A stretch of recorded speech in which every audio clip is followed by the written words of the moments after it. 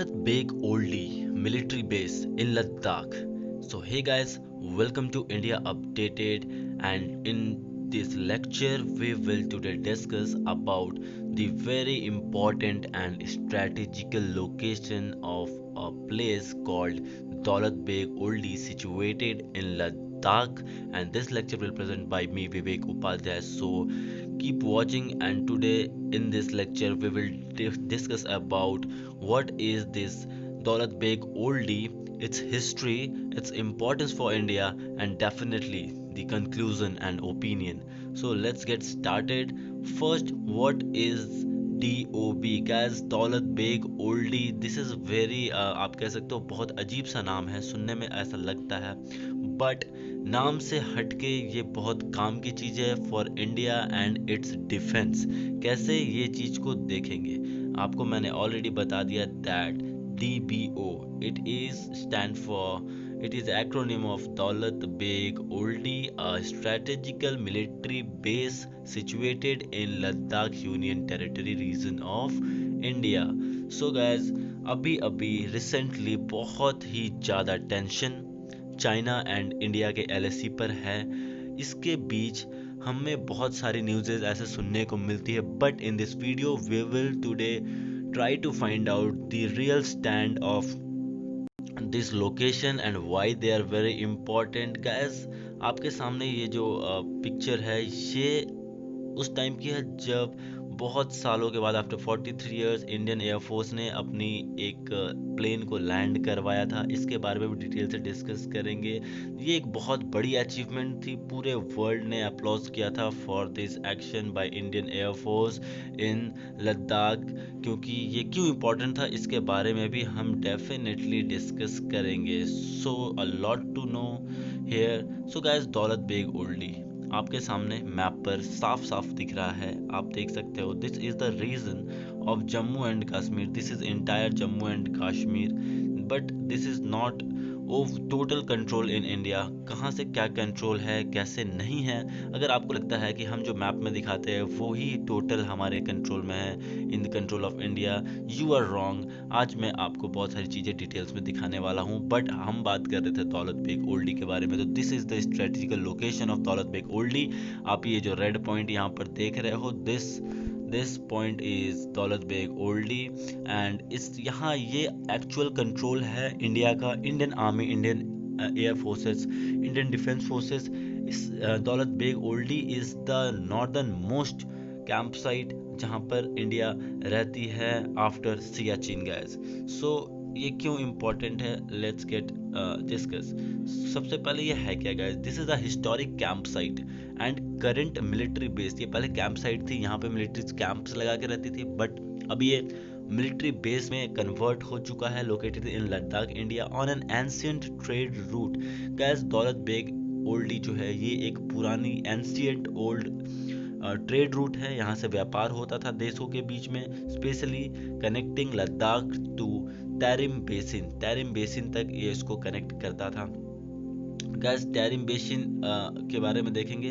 इस टाइप के locations generally वहाँ पर देखने को मिलते हैं। ज्योग्राफिकली अगर आप देखोगे तो बहुत ही ड्राई रीजन होती है, वहाँ पे कोई वेजिटेशन, आपको प्लांटेशन या एनिमल मूवमेंट ज़्यादा नहीं मिलते हैं, क्योंकि बहुत ही ज़्यादा हाई टेम्परेचर है। सो ये जो नाम है दौलत बेग ओल्डी, इतनी थोड़ी सी अजीब सी नाम है।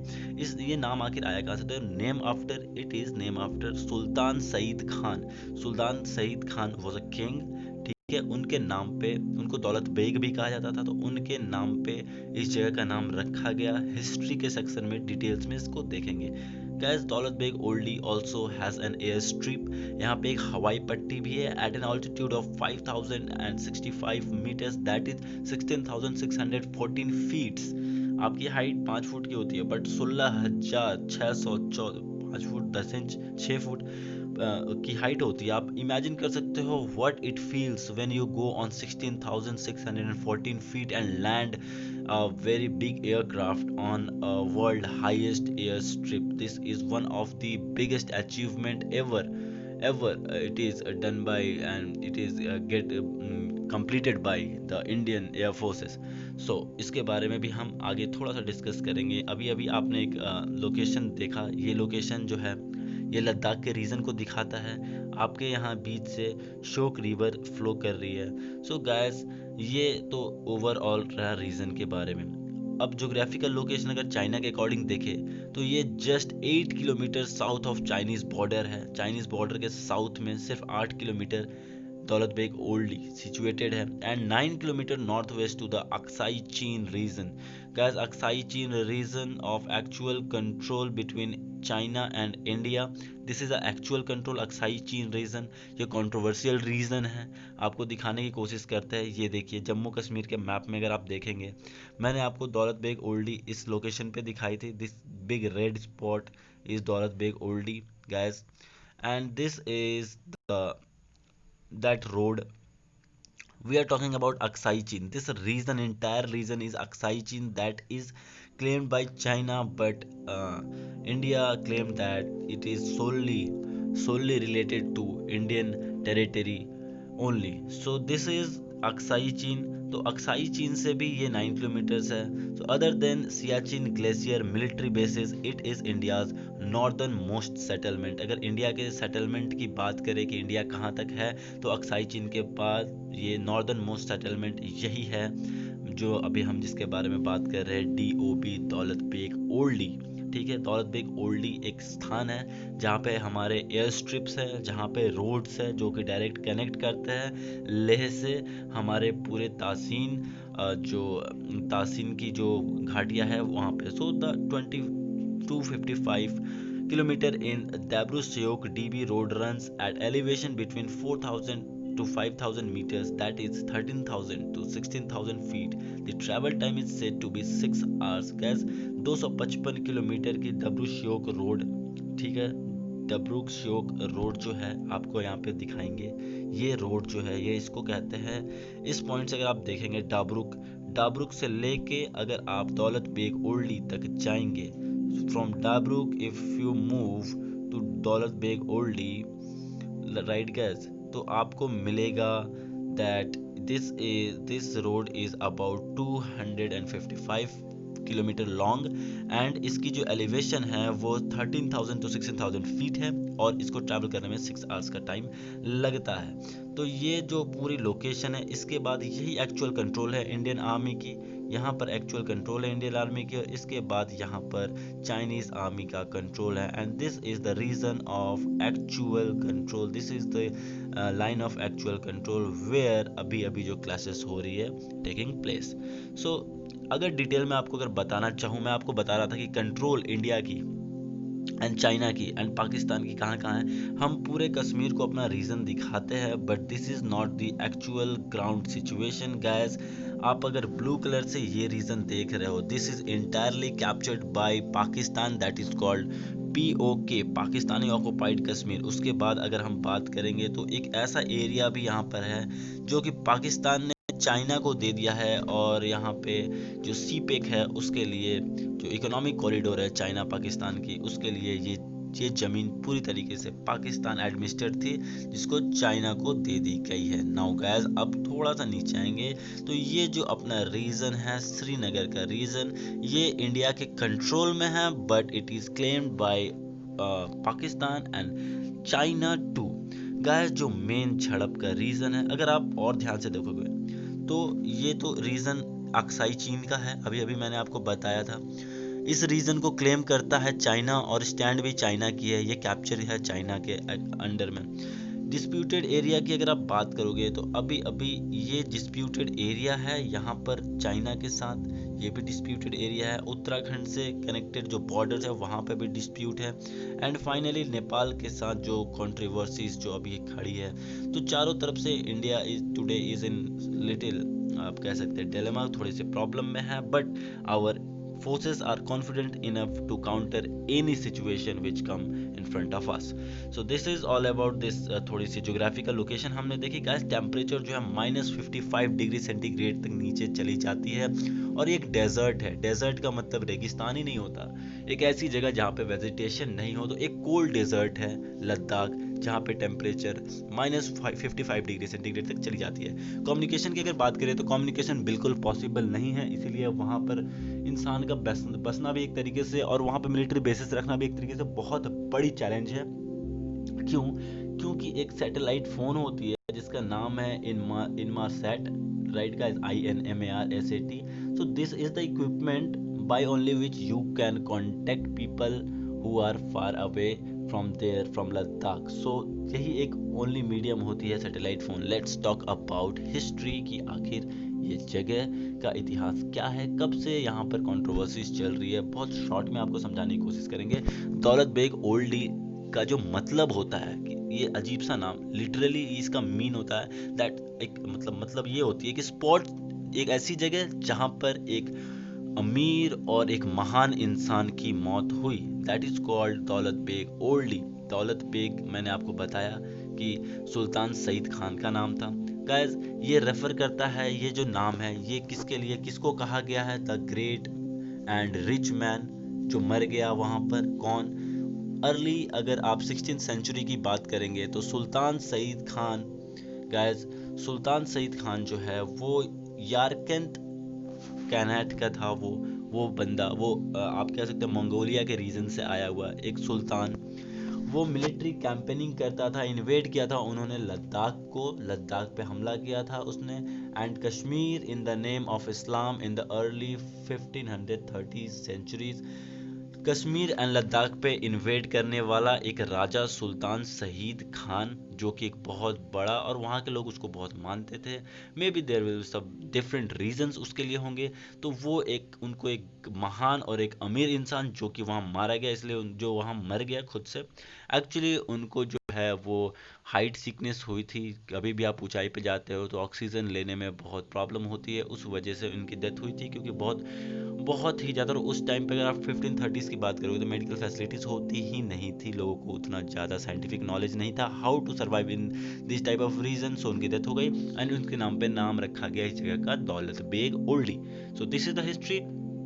He probably died at this place while returning to Yarkand. वो यारकंद जा रहे थे जम्मू कश्मीर को वहाँ पे इन्वेड करके, वहाँ की ज़मीनें हड़प कर, वो जीत कर, आप जो भी कह सकते हो, वो वापस अपने जगह को जा रहे थे, अपने स्थान को जा रहे थे, और रास्ते में उनकी यहाँ पर ही मौत हो जाती है दौलत बेग ओल्डी में, और इस जगह का नाम इनके नाम पर रख दिया जाता है. सो this is the history. The trade route, अगर मॉडर्न टाइम की बात करेंगे तो ये ट्रेड रूट रही है. काराकोरम पास was used by caravans, जो घूमते जो लोग, जो कारवान्स होते हैं, जो ट्रैवल करते हैं, तो वो लेह से टैरिम बेसिन के बीच में ये एक रूट था. यहाँ पर लोग रुकते थे, एक ऐसी जगह थी.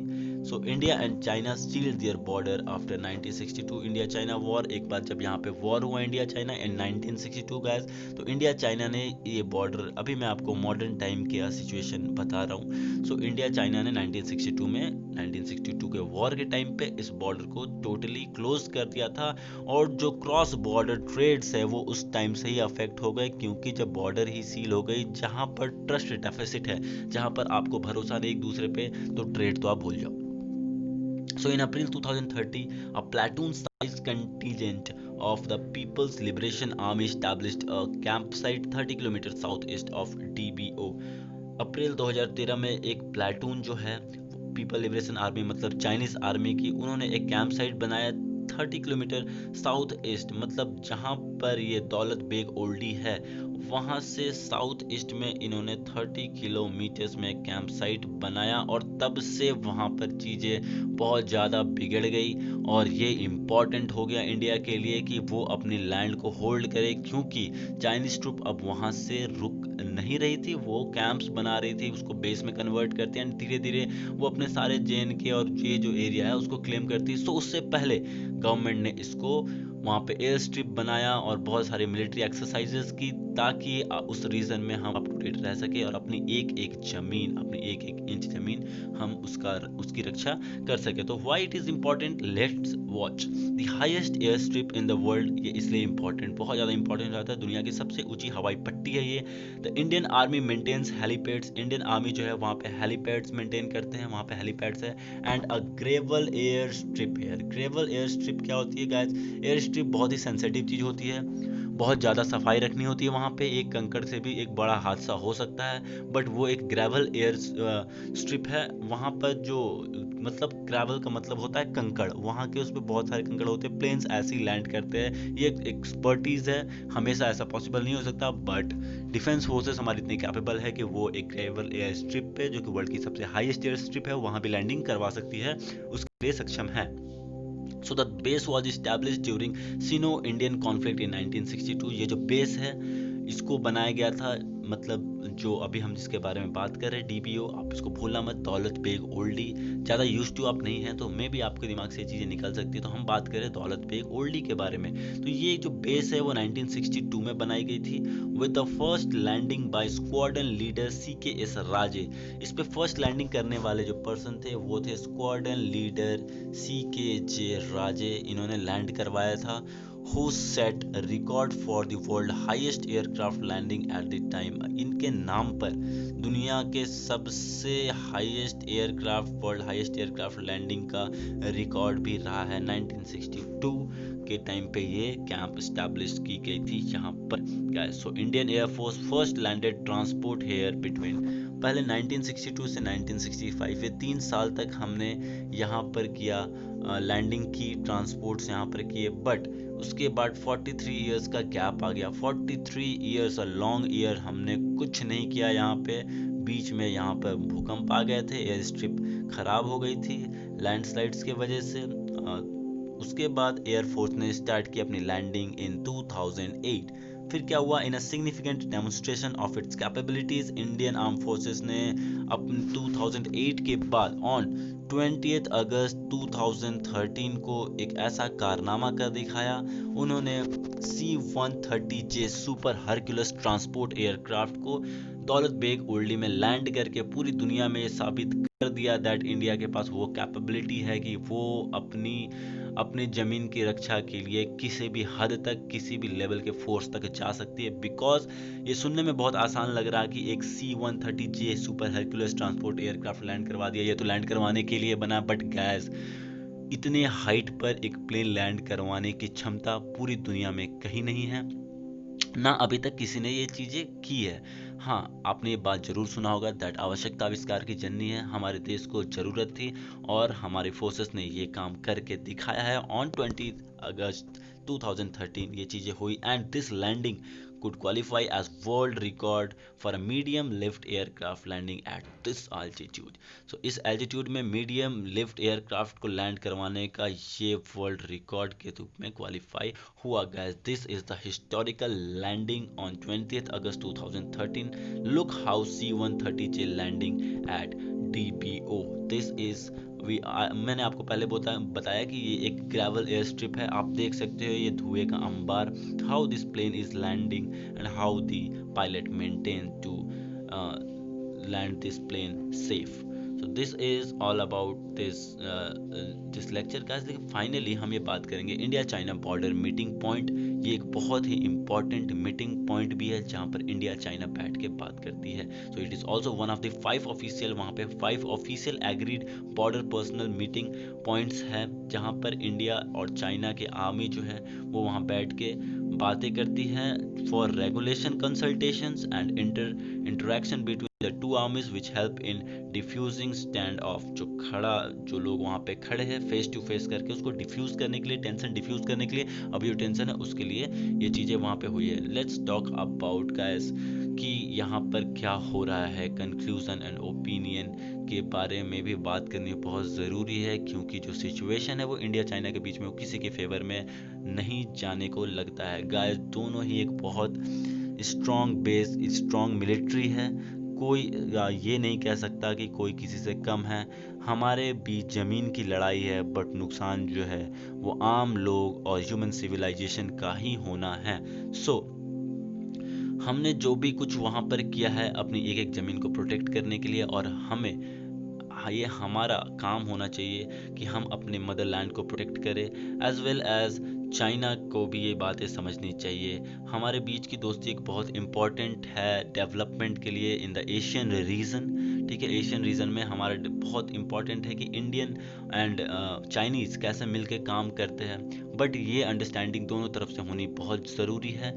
प्रॉब्लम्स डिस्प्यूट्स बहुत सालों से चलते आ रहे हैं, पीस बहुत ज़रूरी है, उसको इस्टेब्लिश करना, पीस को इस्टेब्लिश करना, ताकि जो नॉर्मल लाइफ है उस पर अफेक्ट ना पड़े। Guys, let's talk about some opinion, मेरी opinion, what is positives and what is negative about this location, that is Daulat Beg Oldi. यहाँ पे क्या सकारात्मक है, क्या नकारात्मक। गाइस, अगर पॉजिटिव पॉइंट्स की बात करें तो सबसे जो पॉजिटिव पॉइंट है वो strong hold on Chinese activities. यहाँ से हम चाइनीज़ हरकतों पे बहुत कड़ी नज़र रख सकते हैं। इमरजेंसी इवैक्यूएशन रिलीफ, अगर कभी किसी टाइम पे मान लीजिए लद्दाख के रीजन पे वहाँ बहुत सारे छोटे छोटे गांव भी है, उस टाइम पे कहीं भी अगर भूकंप आता है या कोई ऐसी सिचुएशन आती है जहाँ पे आम लोगों को या तो फिर हमारे आर्म्ड फोर्सेस के जो हम मिलिट्री बेसिस है वहाँ से किसी को इवैक्यूएट करना है, उसके लिए वहाँ की जो एयर स्ट्रिप है वो बहुत इंपॉर्टेंट है, और जो डिब्रू सेवक रोड है वो बहुत इंपॉर्टेंट है emergency evacuation and relief activities के लिए। गैस, दौलत बेग ओल्डी दिल्ली से कनेक्टिविटी के लिए एक बहुत ही इकलौता सोर्स है। वहाँ पे आसपास बहुत सारे एयरपोर्ट है, बट एक बहुत स्ट्रेटेजिक नॉर्दर्न मोस्ट आप कह सकते हो जहाँ पे आप प्लेन लेके जा सकते हो दिल्ली से। तो कनेक्टिविटी दिल्ली से ये इंश्योर करता है। सो this is the positive point. And finally boost in infrastructure development, वहाँ के इंफ्रास्ट्रक्चर डेवलपमेंट में बहुत ही ज़्यादा, मान लीजिए अगर कोई कंस्ट्रक्शन करनी है, कोई बेसिक फैसिलिटी देनी है वहाँ के गांव में, तो जो भी इक्विपमेंट कैरी करके लेकर जाना होगा उसके लिए बहुत ही इम्पॉर्टेंट है अपने इंफ्रास्ट्रक्चर को वहाँ पे डेवलप करने के लिए दौलत बेग ओल्डी एयर स्ट्रिप। इसकी नेगेटिव पॉइंट्स भी डेफिनेटली है गाइस। नेगेटिव पॉइंट ये है दैट ये जो जगह है वो बैरल लैंड में है और यहाँ पे कोई इकोनॉमिक गेन नहीं होती।